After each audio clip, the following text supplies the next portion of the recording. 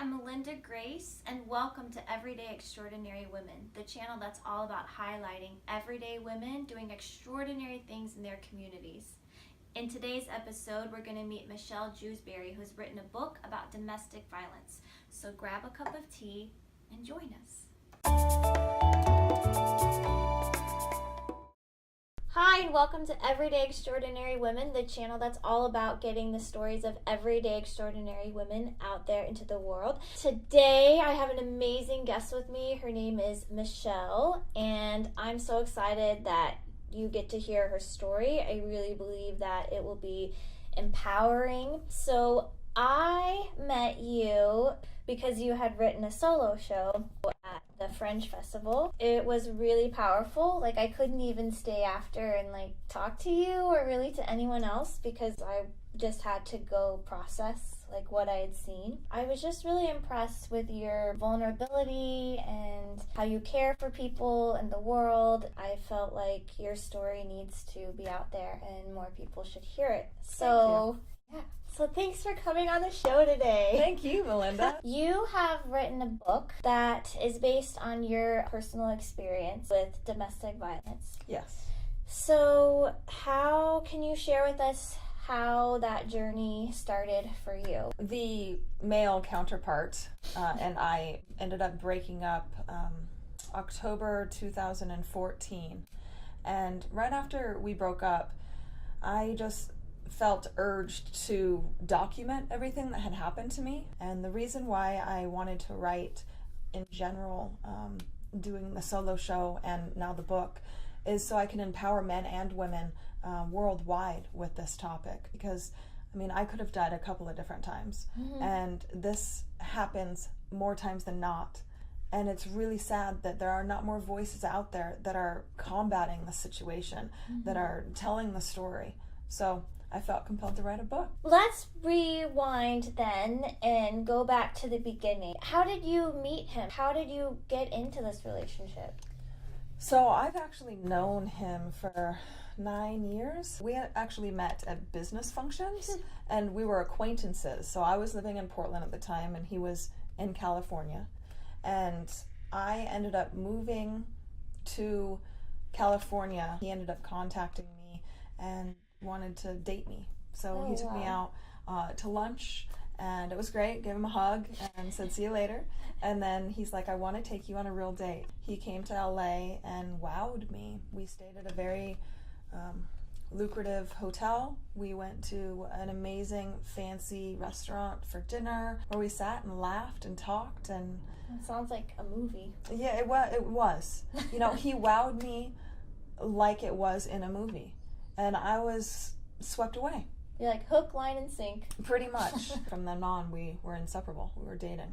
Mm-hmm. And then 5 months later, I ended up moving in with him up north. So when did the abuse start? First time my head went through the wall was before I had moved in. Before you had moved in? Yeah. So about 4 months into the relationship. Wow. And what would set him off? Anything. So he gets triggered by the most mundane of situations. I could be watching a television show for too long and he'll get set off. The emotional abuse and manipulation happened all the time. The physical abuse, he was blackout drunk a lot of the times and taking out his anger on me. And he has anger that he has not yet dealt with. And hurting people hurt people, so he hurt me. Is there a reason behind that? Well, there's a cycle in domestic violence, and it goes from seemingly walking on eggshells, mm-hmm. and then there's a big blow up emotionally, sexually, or physically, and then there's the adoration stage, the I love you, I'm sorry, I'll do anything you want, and it's that stage that tends to keep a lot of victims, women, in my case, in domestic violence relationships. Can you explain more the emotional abuse? What did that look like? Slut, whore, what the hell are you doing? You don't do anything all day. Oh, you still have cellulite on your butt. Should be going to the gym more often. Stuff like that. Ah. Yes. That's rude. Yeah, very rude. Yes, rude comments. And, he would just get angry and yell. But the problem is in that cycle, you walk on eggshells. I was walking on eggshells. I'm like, oh, I don't want to upset him in any way. I don't want him to snap, right? And then he'd snap, whatever that was, being, a whole evening of him screaming bloody murder at me or physically abusing me. And in one instance, sexually abusing me. And then there's that after stage where he would grovel to me and, I love you, Michelle. You mean the world to me.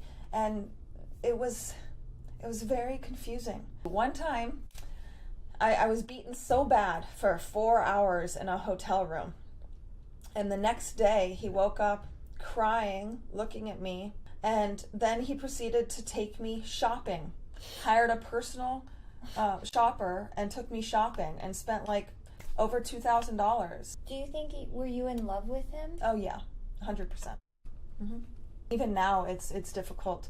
I had dreamt about this Prince Charming, like every little girl does. And I dreamt that he was my Prince Charming, that we could have this fairy tale life together. People ask, why'd you stay? Well, it wasn't all bad. There was great moments too. And you probably see like potential in him, right? I did, yes. And I wanted to help. See, that's the problem. A lot of women want to help their partner. And that's what I wanted. I wanted to help him. I knew about some things that he was dealing with, and it made me have sympathy for him.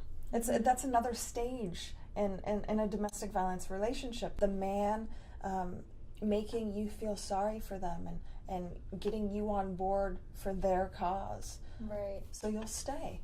Didn't you miss your friends? Like, how did you stay away from your friends for so long? Was he just that manipulative and like that compelling? So I moved from LA. Right. And I had lost a lot of friends in LA because of that move. And he wouldn't let me come back. So I asked permission on a lot of things. For example, there was one time he went out of town on a business trip. And I wanted to take a drive to Los Angeles to see my friends. Of course. I wasn't allowed to. Because? He wouldn't let me. I don't want you hanging out with those people. Those people aren't good for you. He would verbalize his opinions and thoughts about other people, about people who I would hang out with, and why they weren't good for me. There was one time where I had a good friend, and she had brought me into the bathroom with her at this hotel and told me, hey, you need to get out of this relationship. I see red flags and I see signs. After she had left, he came to me and said, I heard what she said. She's a slut, and she's just telling you this so you'll break up with me. And at that point, he said, you can choose her or me. And I chose him. So yes, I missed my friends. And I didn't tell anybody about what was going on, to my daddy, who is now no longer with us. Be like, oh, no, he takes care of me, daddy.